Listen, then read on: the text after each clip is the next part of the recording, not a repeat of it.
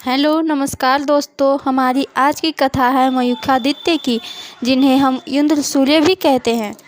हमारे इस प्रकार की कथाओं को सुनाने का केवल एक ही उद्देश्य है कि सनातन धर्म के लोगों को अपने धर्म से जुड़ी हुई जानकारियों को धार्मिक और पौराणिक कथाओं के द्वारा आप तक पहुंचाना है। यदि आप भी अपने धर्म से जुड़ी हुई कथाओं को सुनना चाहते हैं तो प्लीज़ हमारे चैनल को सब्सक्राइब करें। श्रावण मास में उगने वाले सूर्य को इंद्र सूर्य कहते हैं, जिन्हें मयूखादित्य नाम से भी जानते हैं।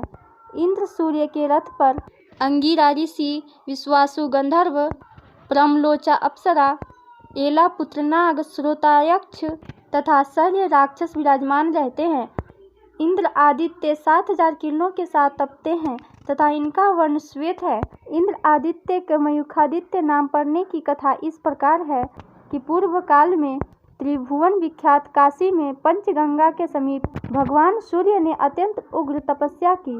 उन्होंने गवस्तीश्वर नामक शिवलिंग तथा मंगला गौरी की स्थापना करके उनकी आराधना करने लगे। आराधना करते हुए भगवान सूर्य तीव्र तेज से प्रज्वलित हो उठे। उनकी तपस्या और तेज पुंज की तपोमयी ज्वालाओं से तीनों लोकों के प्राणी दग्ध हो गए। वे सब सोचने लगे, आहो सूर्य देव संपूर्ण जगत की आत्मा है, यदि यही हमें जलाने लगे तो फिर कौन हमारा रक्षक होगा।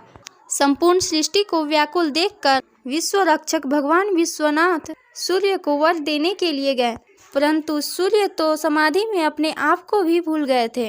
अत्यंत निश्चल भाव से समाधिस्थ अंशुमाली से भगवान शिव ने कहा, सूर्य देव अब तुम्हारी तपस्या की कोई आवश्यकता नहीं है, अब तुम अपने इच्छानुसार वर मांगो। परंतु सूर्य देव तो समाधिस्थ थे, उन्हें बाह्य संसार का कोई ज्ञान नहीं था, अतः उन्होंने भगवान शिव की कोई बात नहीं सुनी।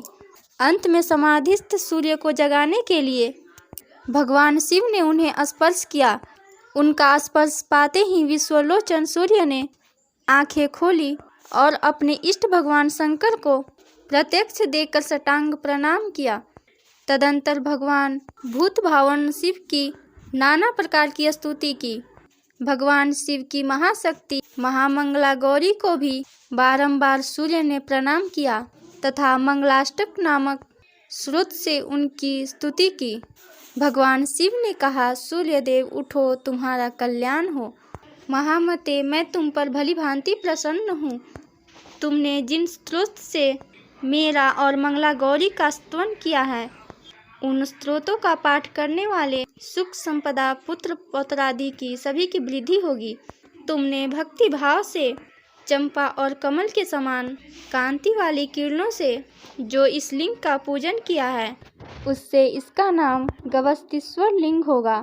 जो स्त्री या पुरुष चैत्र शुक्ल तृतीया को उपवास करके मंगला गौरी का पूजन करेगा, वह कभी दुर्भाग्य और दरिद्रता को नहीं प्राप्त होगा।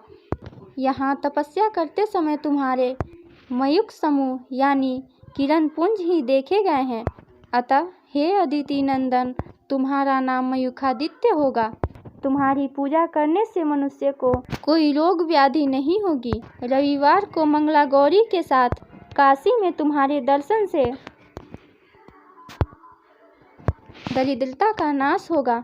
पूरी कथा सुनने के लिए धन्यवाद। इस तरह के और भी धार्मिक और पौराणिक कथाओं को सुनने के लिए प्लीज़ हमारे चैनल को सब्सक्राइब करें। धन्यवाद।